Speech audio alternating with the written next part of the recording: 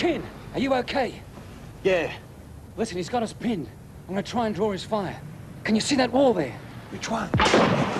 That one. Yeah. Can you get to it? Yeah, I think so. Why? Get over it. Come round behind him. I'll draw his fire while you grab him and get the gun. While you stay here, Yes. drawing his fire. Yes. I jump over the wall, run round in the dark, find a bloke with a gun, beat him up, grab the gun, and then sing out to you to stop drawing his fire. Yes. I'll count to 3. 1, 2, 3. Go, go, go! Go! Go! Ken! Yeah? Go! Righto.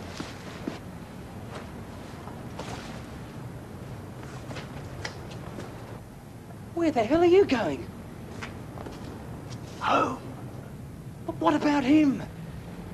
Well, don't invite him. Good idea.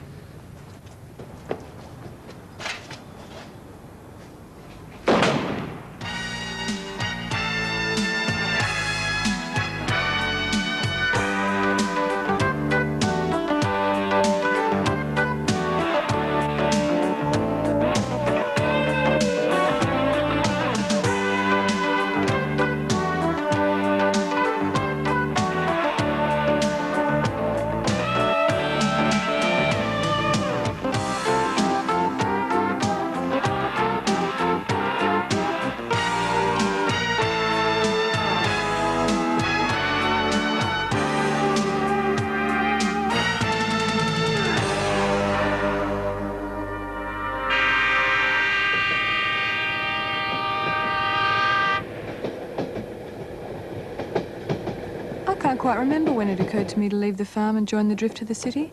It was possibly the night I went out with Barry O'Connell that did it. Barry took me up to Cooney's Gorge one beautiful moonlit night at the very end of summer for a spot of pig shooting. Just Barry, 6 pig dogs and myself. Would have been just as romantic without the pig dogs, or the rifle, or Barry. Going pig shooting with Barry was considered a coup socially. My mother gave me the boots she'd worn 30 years before when she and Dad had gone pig shooting, before the magic died. By the Monday, all I wanted to do was get out and be swallowed up in the great sprawling mass of human excitement that gives a city its life. Passengers may collect their luggage on the training by presenting their luggage coupons and their luggage collection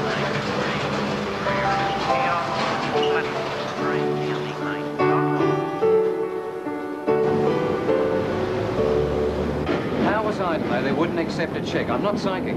Why should they? No one else does. They've probably never seen a cheque before. They're a public car park. Yeah, well, they ought to come out of the Stone Age. A cheque is a perfectly acceptable means of discharging a debt. The doctor will see you now. 260s, please. I'd like the receipt for tax purposes. On the other hand, as long as the car's in there, it's not costing us anything to keep it on the road. Oh, I'm pleased about that because it isn't on the road. It's costing us $1.60 an hour to keep it off the road. I don't know why you don't take a more charitable view. There isn't one. You're an idiot. You got $1.20? Write him a cheque, Bryce.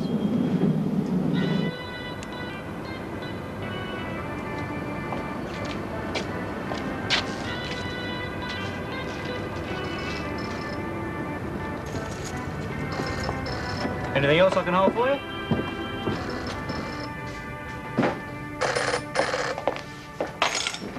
Hello? Hello? Yes, hold on a moment. Keep it down, will you, Kent? Yes, go ahead. Will you shut up? I'm sorry. Yes. Got it. Thank you. Thank you very much. Oh, haven't we? No, we've been overseas. Yes, I'll get a check off to you right away. Okay. Ciao. Fantastic, isn't it? I don't know why we have an answering service. In the last 24 hours, we've received a call from a woman who hung up, 2 wrong numbers, and a foreign-sounding bloke who claims to be watching our every move. Who was he? Your brother. Ring him. You want a cup of hot water with a bag in it? Yes, thanks. We need a secretary. I mean, this is the client agency interface, and we can't even make these little things stand up properly. Image boy, we need an image. We can't afford an answering service. I can't afford to come to work. Our car is being held by a parking company. Virtually everything we own is either repossessed or impounded or in hock to someone for a loan on something else. The Australian government's the only other outfit who works like this, and they have a cash flow. We've got a cash flow. We've got a job this afternoon. Minding someone's wedding presents. Yeah, it pays. Good point. We're going to a wedding in a tram to get the money to retrieve from a parking building a car we owe $800 on. I feel dizzy. Good morning. Good morning. Detective Sergeant Blair. Good morning. Good morning. Well, that's got that out the way. Do you want a cup of tea? It's terrible. It is terrible. Yeah, I'll have white with one, thanks.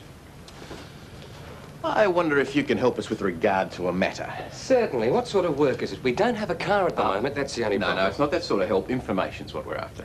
Far away. Last night between 7 and about 9:30, a shooting incident took place in South City Road.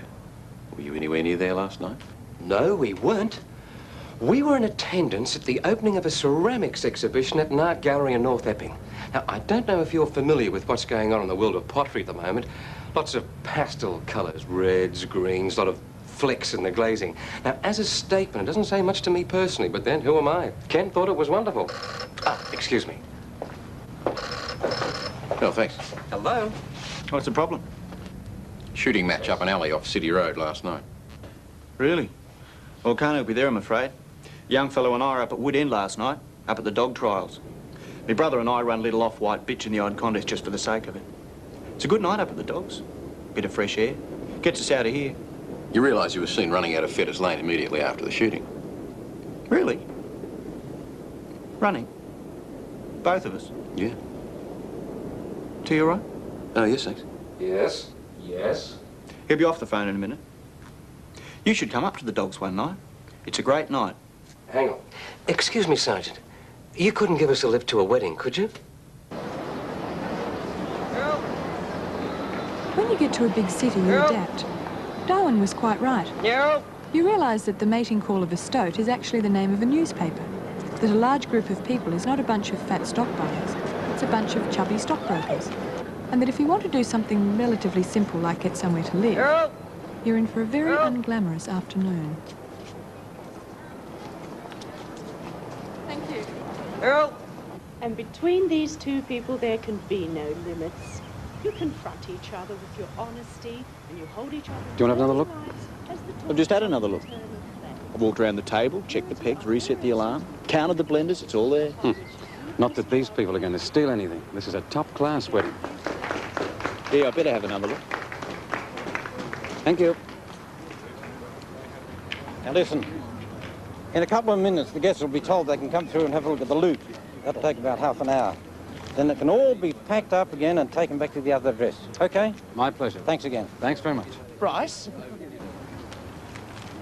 Michael! I thought it was you. How are you? What the devil are you doing over here? Come and have a throat opener. The lads are all here. Thumper, Chook, Buff. Buff Trelaw. Yes. Who's Buff Trelaw?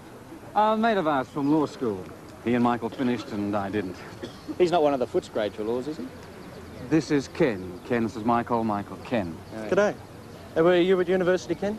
No, I was a bit pushed for time when I was younger. It's a bit hard to get away when no one else in your family's got a job. What are you blokes doing here? You with the bride or the groom? We're with the bride's father, looking after the presents. Really? That's bloody decent of you. Well, you know, we were in the area and thought... This is what we do for a living. What, mind presents? No. We're research operatives. We do a lot of detective work, a lot of police work, Interpol. Riots, we quell a lot of riots. A lot of work with hostages. A bit of divorce work if it's absolutely necessary. Nothing too small, no job too technical. I might be able to tip a bit of work your way. Great. We're flat to the boards at the moment, but we could probably take a look at it. What is it? Busy. We're a bit flat to the boards at the moment, but we could probably fit it in once the vitamisers and spa baths have been put to bed.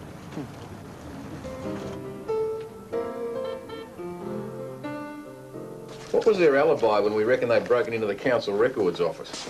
The toffy little bloke with the monogrammed sock said he was windsurfing and got lost and spent the night at sea, and his mate was helping a bloke he'd never met before get a trailer out of a ditch in Albury. Did they do the breaking? Yeah, nothing sure. We could never work out why, mind you. Nothing was taken. Probably had the wrong address. Was it them up City Road last night?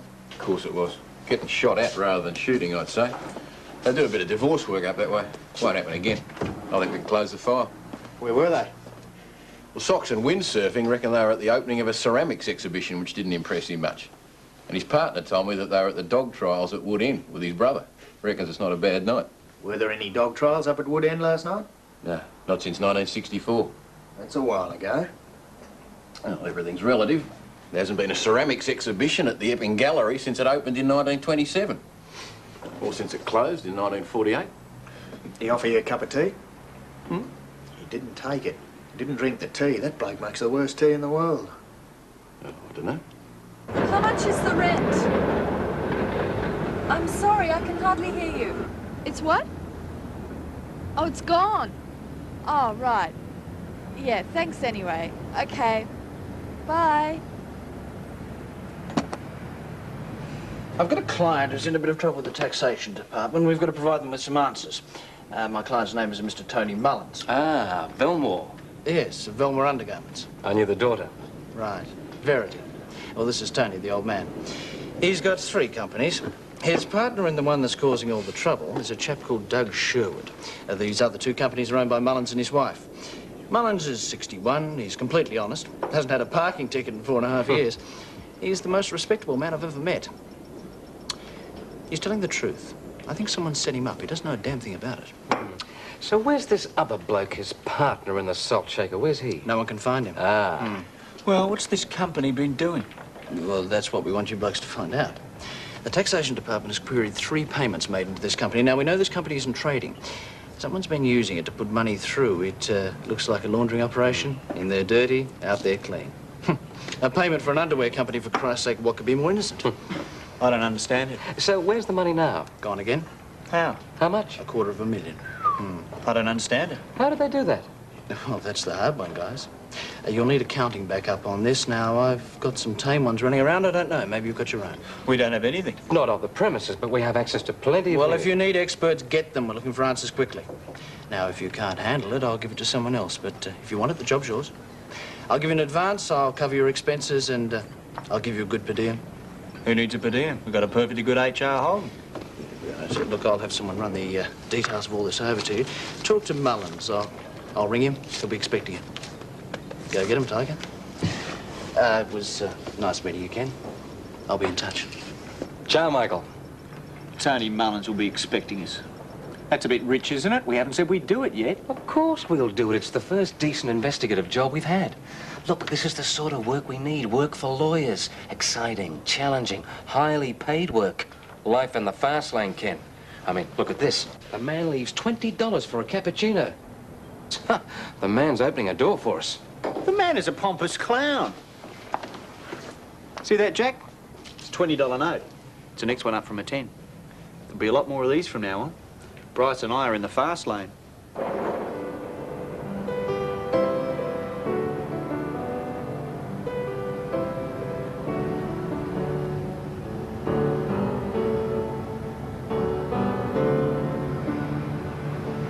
I'll tell you why we can't do it. A, we don't know the first thing about accounting, and we don't know anyone who does. We've got no track record with this sort of work, and we're completely out of our depth. I didn't know what your old university mate was talking about in there, and I'll bet you didn't either, which is .4. And .5 is the bloke himself. God, if I wanted to work for someone like that, I'd get a job as a hearthrug in a ski lodge. Jesus, you're negative. You're a snob. You haven't got a decent word to say about any of our other clients. You carry on as if you're in pain having to work with them at all, and then some smart-ass lawyer turns up with rounded vowels and other people's money, and you lie down and think of England. You're the bloody snob. You bristle whenever anybody who's ever achieved anything comes anywhere near you. You don't achieve your parents. Don't you want us to do this job? How much choice have we got? None. Besides, it'll give us a chance to get the car back. Look, we owe money all over town, and if we don't get a secretary soon, we'll lose contact with the outside world.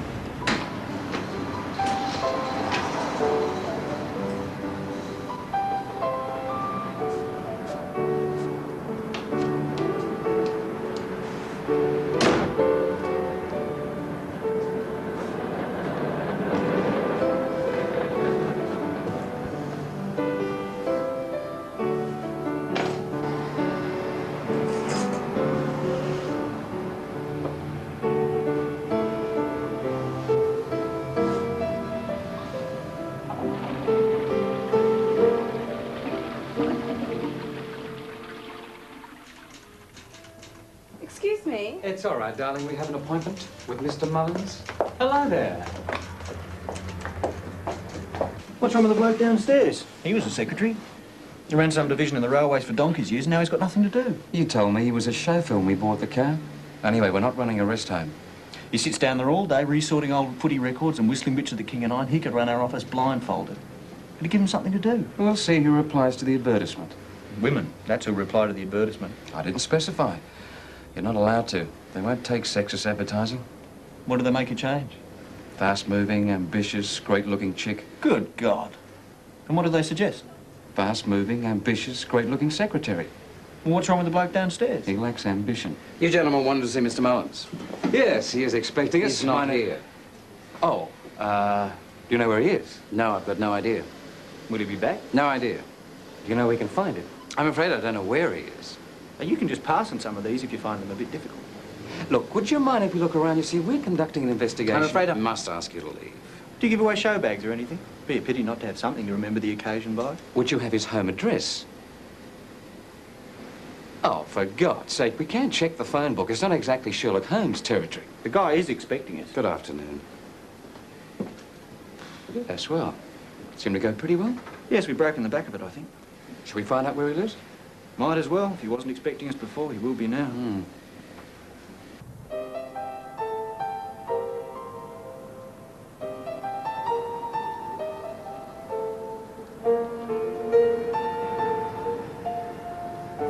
Attractive bijou hideaway combining oldie-worldy charm with closeness to skating rink and bus depot. No, thank you.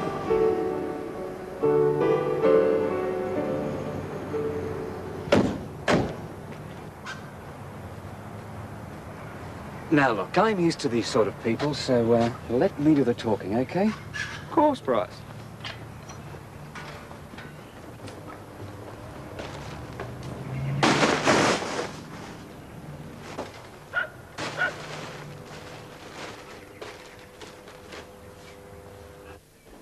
Beer? Yes, thank you. Great, tough. Eunice. Hi, Eunice. This is Bryce. Hello. How do you do? And Ken. G'day. Hello.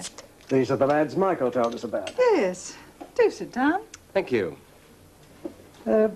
We've met before, haven't we, Bryce? Yes, briefly, years ago. I went out with a friend of Verity's, Libby Whittaker. That's right. Libby Whittaker. Libby Whittaker. Strong forehand. What happened to Libby? I don't know. I haven't seen her for years. She married a Birchfield, didn't she? One of the Birchfield boys? Oh, yeah. I've got a feeling they're in America. What's Verity doing now? Lecturing in women's affairs at Sydney. Found her niche at last, thank God. Sorry, Ken. This isn't very interesting to you, I suppose. Well, I've gone over this missing money thing 1,000 times, and I simply can't understand what's happened. Have you seen Doug Sherwood lately? No, no one has. Haven't seen Doug for a long time. Any idea where he might be? None at all. His wife died a few years back, and he's retired now, so there's no reason for him to stick around home. Did he ever mention any money troubles? No, Doug wouldn't have any money troubles. Best mixture of caution and adventure I ever saw, Doug. Completely sound in business, worked hard, honest, lovely bloke. No, this thing's got nothing to do with Doug. Well, you don't know anything about it. He's gone missing. No, he hasn't. Well, we don't know where he is. Well, that mightn't be his fault. He did disappear the day the summonses were issued. Yes. No, I can't believe Doug's got anything to do with it. Is there a custodian or something for these buildings? I can't seem to find any of the numbers. Not really, no. Why? Who are you after? Oh, it's a room vacant. It's number 17C. I thought I'd have a look at it. 17C. Doesn't seem right. They're all officers around here. They're all officers around here, aren't they? Don't ask me. I think you'll find they're all officers around here. 17C. 17C. What number are we? Don't know. Here, let's have a look, mate. What's the phone number there? Oh, that's the young lads. No, that can't be right. Unless they're moving. It's Ken and Bryce. They're in the, what business would you say Ken and Bryce are in? Yes, I'll hold. Where are you going? To look for Doug Sherwood. Why? Because he's our only lead. Look, sit down and I'll round him up with a couple of calls. Now, grab the other phone. We haven't got one. Hello? Yes, I wonder if you can help me. Now, I need the names of all the international passengers out of Australia in the last 6 or 7 weeks. No, I don't know the exact date. Well, his name is Doug Sherwood, but he was probably travelling under another name. Hang on. Have you got any idea what name Doug Sherwood could be travelling under? No. Sorry, can't help you there, I'm afraid. Hello? You've got more chance of finding Doug Sherwood on the street than you had doing it like that. Yes, but what about the secretaries? The place will be full of applicants this afternoon. Why don't you look for Doug Sherwood tomorrow? Look for the prime suspect tomorrow. Hire a secretary today. If I say it often enough, it might make sense. Hello. Hi. Come in, come in. Hi, I'm Bryce. That was Ken. Hi. Have a seat. I'm Pat. I'm here about the advertisement. Of course. It's, just the 2 rooms, is it? Pretty much, yes. What are the sleeping arrangements? Well, we mostly go home to sleep. And what about food? Ken normally buys a few broken biscuits in a sack from some factory. Otherwise, we hardly eat at all, really. Now, can you do shorthand? No. You type? Not really, no. I see. Rent's very cheap. How do you know? Well, that's why I'm here. That's what attracted me. It's the cheapest rent in the paper. Could I just see that for a moment? Oh, good God, they put the bloody thing under rooms to rent.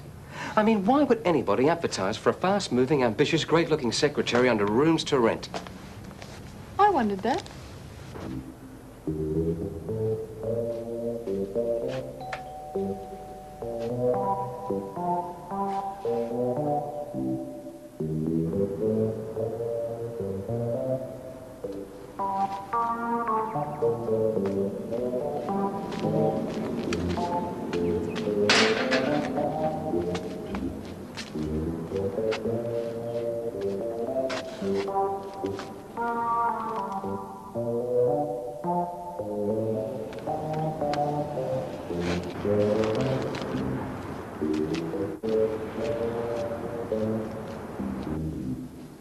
I had a rooster called Reg when I was a kid.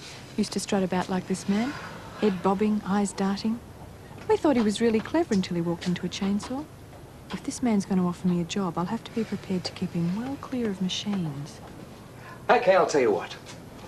We'll make this place habitable for you on a temporary basis till you find somewhere. You can do a bit of light secretarial work as a payment. A bit of phone answering, a bit of cleaning, nothing too major. Ken's a bit of a mongrel, but he's away most of the time, and we'll see how things work out in a couple of weeks. What does the company do exactly? Well, in effect, this is an international consultancy. A data pool in the sense that we initiate research. We feed into a lot of bigger streams. Stuff comes in here from all around the world. Ah, excuse me. Hello? Hello? It's a data pool. You haven't got a nail file I can borrow, have you? In all honesty, this mightn't be much of a job, but I am qualified. I do need a place to live, and I have got a nail file. That Bryce. Interesting he should turn up. Bit of a no-hoper, I always thought. Hope we're not paying him too much. I didn't take to his friend, I must say. Oh, he's all right. Didn't Bryce do law for a while? Yes, I think he did. And wasn't he in the army for about 5 minutes? I bet his friend didn't do law. Hmm.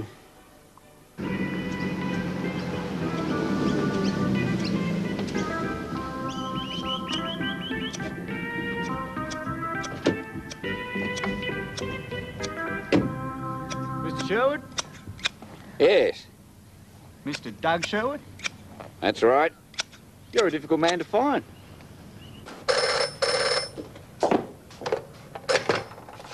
Hello? Yes, it is. I'm working in a data No, pool. he's not. An international data Wouldn't pool. have a clue. We get calls in here from all over the world. Yeah? Some of them. Right. It's very exciting. Okay. Bye. International? No, local call. Who was it? Spiro, he wants Ken to ring him. And who is Spiro? Friend of Ken's. So how do you know he's a friend? He said so. And what was it with regard to? Pardon? What was it about? What was it with regard to? It was with regard to Ken phoning him back. About what? I don't know. Okay, now look, this is a professional business office, and we should have a professional business manner in our dealings with the public. Now, the telephone is a tool, and it must do several things for us. It must tell us who we're talking to, where they're from, how we can get back to them, and what it is with regard to. Now, I know it's a bit formal, but it's rather important. Cup of tea? Yes, thanks. So, did you get Spiro's number? No, Ken's got his number. And how do you know that? Spiro said. Well, I hope he's right. Well, if he's not, we can always go and ask him. He works in a garage up the road. And how do you know that? He told me. Sugar? There is a certain fellowship which grows up between men who've embarked on some task of mind-numbing simplicity. A deep respect develops which depends on not discussing anything of importance and not running the risk of saying anything. It's the foundation of both of our major political parties and is the key to an understanding of the national character and why it takes two or more men so long to get anything done. No. You don't think he did it then? No, Tony? No, not Tony. Wrong fella. Well, what do you think happened? No idea. I'll pass us that thing, will you? Well, it must have been somebody. You done this sort of work before? Investigations, asking questions? Not in the corporate crime area, no, I haven't. OK. I reckon Tony's innocent. I've told you that. The next thing you've got to ask yourself is whether or not I did it. Well, yeah, fair enough. Shall I tell you? Yes, please.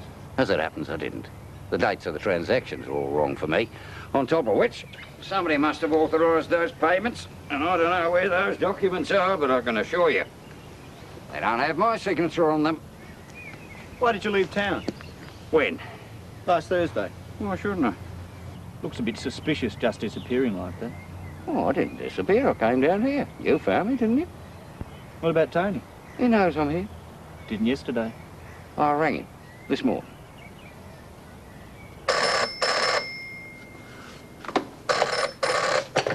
Hello? Yes, he is. Hang on a sec. Who was it for? It's for you. Well, who is it? I don't know. Didn't you ask? No. Will you? Certainly. Hello, he'd like to know who you are, please. Thank you. It's Denise Pryor. Never heard of her. Ask her what it's with regard to. Hello, Denise, it's me again. He'd like to know what it's with regard to. Thank you. She's calling for Mr. Michael Collins. She's his secretary. Right, I'll take the call. Hello, Michael. Oh, well, could you put him on, please? Oh, I see. Yes, right, I understand. Well, I'll give you back to my secretary. Hang up the phone, thanks. Bye, Denise. That was Denise. Michael's secretary. He's one of our clients. Now, Mrs. Mullins will be dropping off some account books. And if anyone rings, get their name and number, and I don't want to talk to anyone without knowing what it's with regard to. How long did it take you to get down? Oh, about an hour and a half. That's not bad. What's it take you? About the same. I thought it was longer. No, about an hour and a half. That's about right. They've trimmed a few corners, I noticed. The road used to go through Sutherland, but I don't remember coming through Sutherland today. No, you don't. You bypass Sutherland. Yeah. I used to know a bloke in Sutherland. Bernie Cowans. Bernie Cowans. Used to run the petrol station. That's right, married a nurse. Yeah, don't tell me. Big woman, long black hair. Sister in telecom. Nola. Nola Cowans. That's right, Nola Cowans. What happened to her? She died about 4 years ago. Bernie's still there. How's he? He's broke. The whole town's broke. The oil company put a big self-service complex up on the freeway. Do you mind if I ask a few questions about Belmore merchandising? Oh, bloody Belmore merchandising. Now, I don't really understand. When was it set up? Oh, 58? 59, was it? Yeah, about then.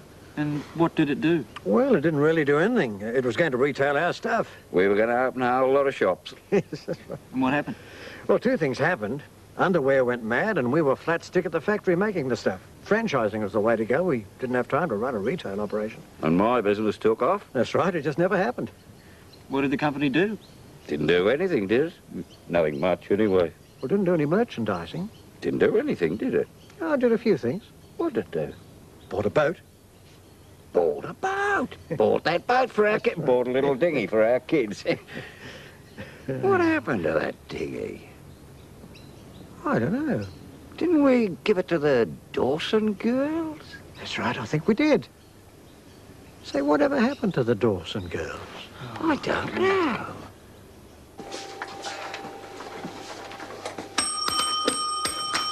Hello? This is the company records office? That's correct. Good. Listen, love, I wonder if you could give me a hand. Now, I need a complete rundown on this company, Belmore Holdings, and everything you've got on a guy called Doug Sherwood. Now, I'll go away and have a haircut and come back in about a half an hour, okay? I'm afraid you'll have to take a number and wait. Is there someone else I can talk to? I'm afraid you'll just have to take a number and wait. The machines are all in use. Now, listen, Hart, I don't have time to play games. I'm in the private sector. Could I talk to your superior? I take it there is someone in charge here? Oh, yes, Mr. Inglis. Good. Well, I think I'd be better served if I deal directly with Mr. Inglis, one-to-one. Certainly. Take a number and wait. He'll call you shortly. Hello. Hello. Is Bryce about? No, he's out, I'm afraid. Are you Mrs. Mullins? Yes. I'm supposed to drop these off. Oh, yes, thank you. Accounts books. Yes, that's right. Yeah, he was expecting them. Yes. I said I'd drop them round. Thanks. You haven't missed him by much, actually. He's only been gone a short while. No, that's okay. It's really just the accounts. I said I'd drop them round. That's okay. Okay, fine. Thanks. Well, I'll tell him that you called, and I'll make sure he gets these. Thanks. Thank you. It's really no trouble. I'll see you again. Bye. Bye. It's perfectly ordinary, standard business practice to tell me things. I'm not psychic. I don't know you found Doug Sherwood until you tell me you found Doug Sherwood. I just told you. You just told me 2 minutes ago, but you found him this morning. Do you know what I did this afternoon? No idea. I went looking for someone. Do you know who I went looking for? Very nice. Very nice, Jack. Doug Sherwood. Get away. I spent the entire afternoon looking for Doug Sherwood. Did you find him? Look, why didn't you ring? You don't think, do you? It simply doesn't occur to you that we're trying to run a professional business exercise here. I mean, why didn't you call? I rang up when I got down there. I rang 3 or 4 times after Tony arrived, and I rang twice from a gas station on the way back. Who did you talk to? You didn't talk to me. I didn't talk to anyone. They couldn't find anyone to accept the charges. Well, did the operator say what it was with regard to? I'm afraid we can't speak to anybody unless we know what it's with regard to, you know. Ken, what did you make of Doug Sherwood? Innocent. Didn't do it. Nothing to do with him. Why not? Not the sort of bloke. Could you be more specific? Can I ask you something? What was it concerned with being in reference to? Could I have the day off tomorrow, please? Out of the question, I'm afraid. Now, what was Tony Mullins doing there? He came down to see Doug. Yes, he's being set up, you know. I got it all worked out. Who set him up? Doug Sherwood. No, he didn't. He must have. He didn't. Well, you're saying Tony's guilty. You are, you clot. You're saying the person we've been hired to defend is guilty, and the bloke who obviously pulled the rug is a public amenity. I mean, Tony isn't guilty. He's the reason we're involved at all. Well, Doug Sherwood didn't do it. Well, someone must have. What exactly is it they're supposed to have done?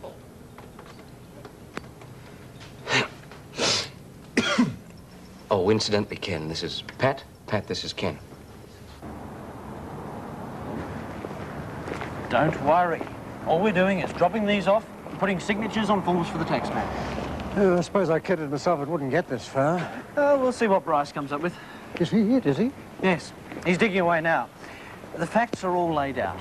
If Bryce can find some little thing somewhere, a note, an entry, a payment, anything, it could completely alter the way those facts are regarded. But is he any good? Bryce, he's one of the very best. He's an ornament to the game.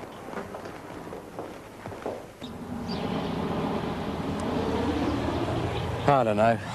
I've raked through those ledgers with a fine-tooth comb and I can't find anything. You're a law dropout. We need someone who dropped out of commerce to tell us about ledgers. One of these days you'll say something sensible. Why don't we hire an accountant to go through the books? We can't afford it. Pat? What about her? Well, maybe she knows something about ledgers. She's a secretary. She seems pretty sensible to me. It's a very complex problem. You need skill, background, experience. You need an accountant. Look, we are not in a position to hire an accountant. We'll have to do it ourselves. Okay. Okay. You'll get it wrong, but okay. Why don't we try Pat? Frankly, she simply doesn't have it. If she's so dumb, why is she sitting looking at the ledgers while we are going out to get the sandwiches? Simply a matter of delegation. I mean, anyone can sit and look after a few ledger books. On the other hand, it takes real talent to order a ham and cheese sandwich.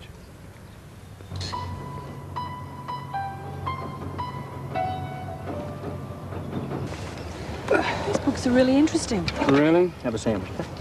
The tax people have said that 3 payments of $80,000 are missing, right? Pat, I really don't think you should bother yourself with this, honestly. I think I've found what's happened to them. Great.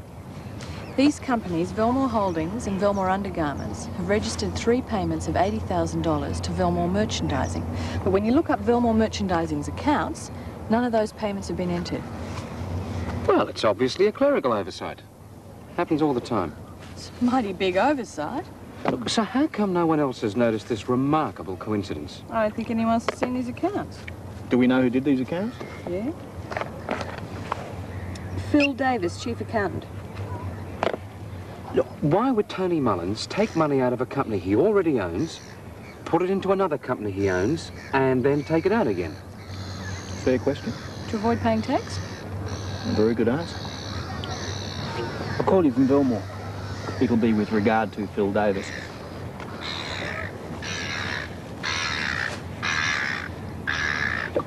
Doesn't this destroy Mullins' case? Only if you knew about it.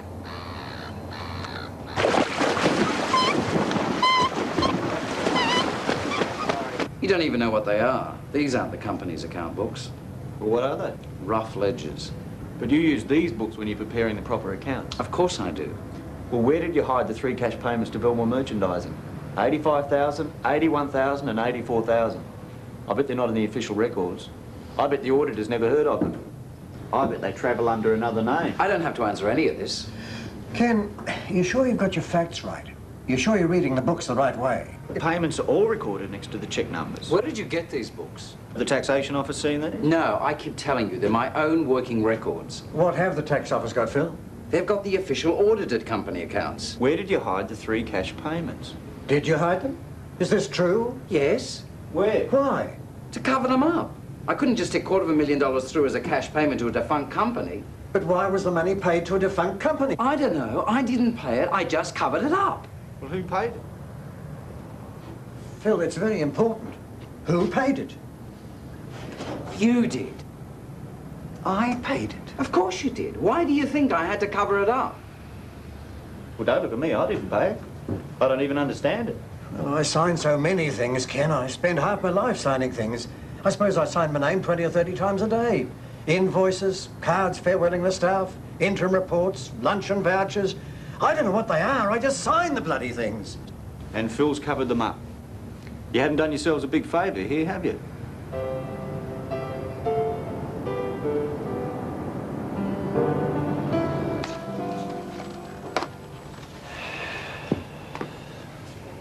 I'm very sorry. Don't be silly. You blokes have done a very good job. Well, Tony mightn't have done it. Maybe not. It puts our position through the shredder anyway. It would be very difficult to establish you didn't know what was going on. So what will you do? So he didn't know what was going on? Did he? I'd say so. I think if there was a verdict of very guilty, I think they'd bring it down against Tony in this case. Of course, it's Eunice, Tony's wife, who's the real victim. She's been married to him for 30 years, and now she finds out he's a crook. 30 wasted years. Heartbreaking. Still, that's the way it is in the big city. It's dog eat dog. You get too cynical too fast. I don't know. I think Ken's the lucky one. I mean, I've grown too hard, too cold, too rational. Didn't you think Tony Mullins was innocent? If there was a verdict of very guilty, I think they'd bring it down against Tony in this case, frankly. I don't think Ken agrees with you. Ken never agrees. I'm not here. Hello? He's not here. I'm sorry? Certainly. Okay. Bye.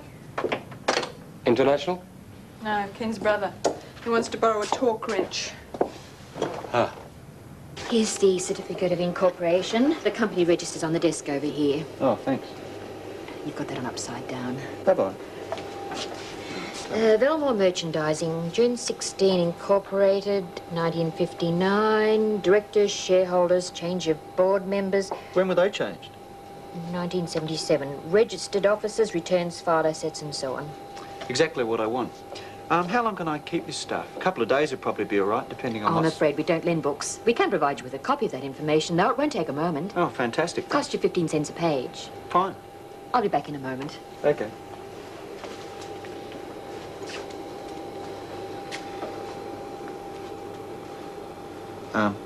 You got that thing on upside down? Oh, thanks very much. Where are we going? We're going for a bit of a drive. I want to show you something. And where were you this morning? Company Records office. Waste of time. Champion Street. One of the directors of Velmore Merchandising is a Mr. Roberts. Mr. Roberts' address is 44 Champion Street.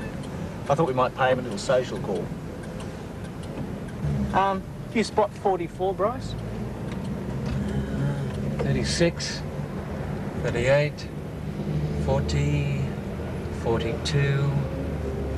There is no 44. Oh, dear me. What's the next name on the list of Velmore board directors? Gilfillan. Address? 94 Champion Street.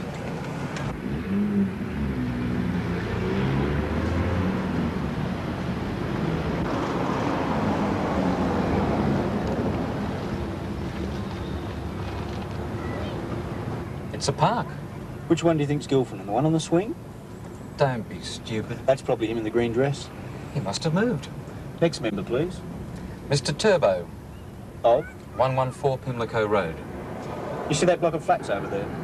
Yes. Built where Pimlico Road used to be. Mr. DeBerry. Yes, Valley Road. Read what it says over Valley Road on the map there. Big red printing, you can't miss it. Site of proposed freeway. They finished it now. Do you want to go over and have a look? Well, anyone else? I mean, what about the others on this list? Oh, I can actually introduce you to them. Fine. Right, we have a quorum. Bob Tucker. Bryce, I'd like you to meet Bob Tucker. Bryce, this is Bob. Bob, this is Bryce. Alan Stewart, Bryce. Alan and David Keddy over there by the tap, the tall one with the flowers on his chest, were elected onto the board in 1961. And as you can see, Alan hasn't been at all well since 1949. So his proxy is held by Peter Kavanagh here and Ron Hill. I don't know if you know Ron. No, don't get up, Ron. Ron is the deputy chairman. This little group, if they only knew it, controls Velmore Merchandising. Are any of them alive at all? Tony Mullins and Doug Sherwood. Did Tony and Doug know these blokes? I doubt it. The law firm formed a company and then revamped the board in 1977. Which law firm? McKenna and Renee. And who are they? I don't know, but when they did it, they had a young solicitor called Michael Collins working for them. What are you suggesting? I'm stating what appears to be a fact.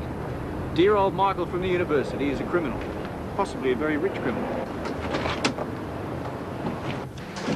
I don't see why not. The evidence is all there. Do you want a cuppa? Yes, thanks. Well, because he's a lawyer and I've known him for years. I don't know. I don't suppose you expect your friends to be crooks. It really is very disappointing. How do you think I feel? We were practically brothers. But why hire us and risk being caught? It's dumb. Perhaps you didn't think there was a risk. Oh, he must have. I mean, you wouldn't hire a couple of investigators and hope they wouldn't find out anything. At least I don't think you would. And if you did, you'd have to be pretty sure they weren't going to stumble across something. You'd have to lay false clues. You'd have to keep leading them off the track. I mean, let's face it, they'd have to be fairly thick, wouldn't they? Yeah, but even if we were, how would Michael get the money out of Velmore? Any authority would have to be signed by Tony. Or Doug Sherwood. Or Doug Sherwood. Or Eunice. No, she couldn't sign, could she? Yeah. She can, according to the stuff that Ken got from the company records office. Why would she, though?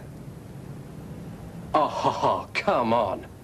You're not going to tell me that Michael and Eunice have been rogering each other and sending poor Tony the bill. The bloody woman isn't like that. I don't believe it. Michael Collins. He was in the choir. Of course, you must appreciate that we're not absolutely 100% sure about this, but the way things stand, it seems that your wife is possibly involved to some extent or another with Michael Collins. You mean sexually? Well, we've received certain information. Yes. I see. We're both deeply sorry. Yes, Eunice and Michael have been having it off for some time. We think they might have taken you for a bit of a ride. You mean financially? Yes, we think they might be behind the Velmore merchandising thing. Well, we don't know. We're not sure. We're probably wrong. Well, I knew this was a possibility. The affair I could understand in a way. I mean, Eunice is a younger woman. I'll be 62 in August, so I perhaps wasn't too surprised at that. This Velmore business. I mean, she doesn't need the money. Maybe she's been used, I don't know. If she has, I feel very sorry for her.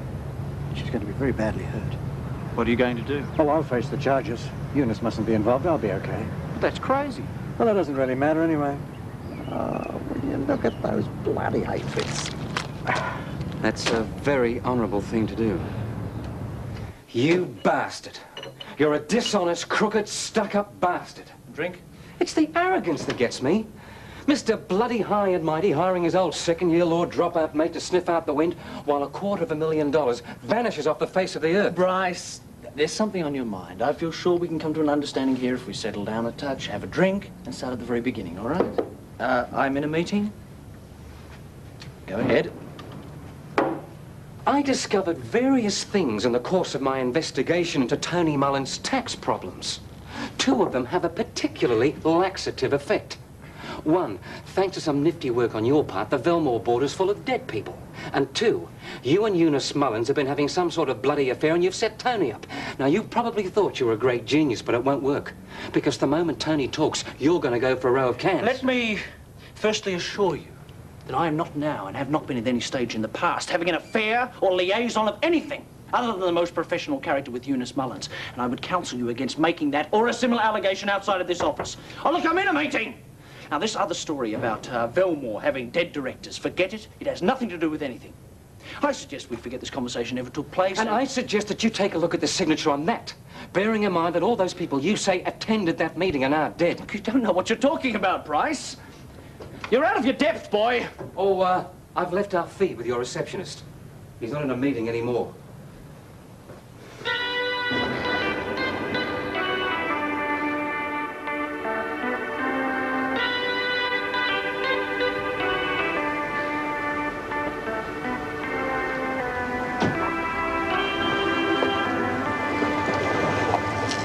What difference does it make if people know about us? Please, understand. I thought about this and there is simply no other way. I'm leaving and that's it. Why not stay for a while at least? I can't. I've been set up. Oh, why? I don't know. But I do know I can't stay. You'll see why after I've gone.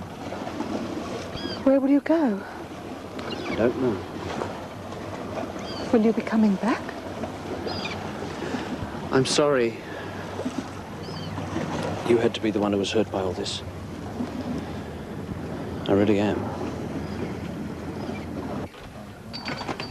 It's not easy to admit that someone who's meant a lot to you has let you down. Someone who's been a friend for a long time. Or even someone who's looked down his nose at you and treated you like an idiot for nearly 20 years. The difference is not always obvious. It's appalling, absolutely appalling. He was a crook, Bryce, and he was prepared to let Tony and Doug take all the blame. Yeah, I know.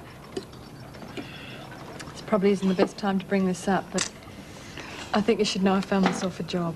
Oh, and we appreciate it.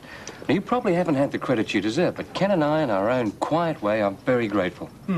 No, I mean, I found myself another job. I'm going to work for Shell. In a petrol station? No, head office. Big risk. Risk? Why? Oil company. Don't you follow the stock market? No. What's the matter? Have you any idea of what's happening in the Middle East? Don't you want me to go? Your decision. It's up to you. Well, I thought this job was temporary. Do you want me to stay on? No. We just thought perhaps you prefer to stick with something solid, reliable. Interesting. Varied. Guaranteed future. What guaranteed future? Well, she knows that if we fold up, she can always get a job with Shell. And so, the Velmore case was closed. Everybody was happy, especially Doug and Tony. Pity about Michael. Nice enough bloke. You're not going to start feeling sorry for him, are you? No. We had to pin it on someone. He'd been close to the company for a long time. He was the obvious choice. Greedy bugger. Well, all lawyers are greedy. Yeah. We had a bit of luck with the Eunice thing. Oh, absolute godsend. Couldn't have planned it better. Did you know his father, Ted Collins? No. Good fella. Very smart. Would have seen us coming, I think, the old man. What? Wouldn't have fallen for it? Nah. Been involved in enough frame-ups himself to know all the signs. Had he? Yeah. Well, he was Deputy Premier for a while. Ah. How's Eunice? Oh, a bit down in the dumps. I sent her to the hairdresser. We're not going to get that rain. Never thought we would. It's a bit far south. Want a beer? No, I'm happy. Unless you're having one. No, I'm right.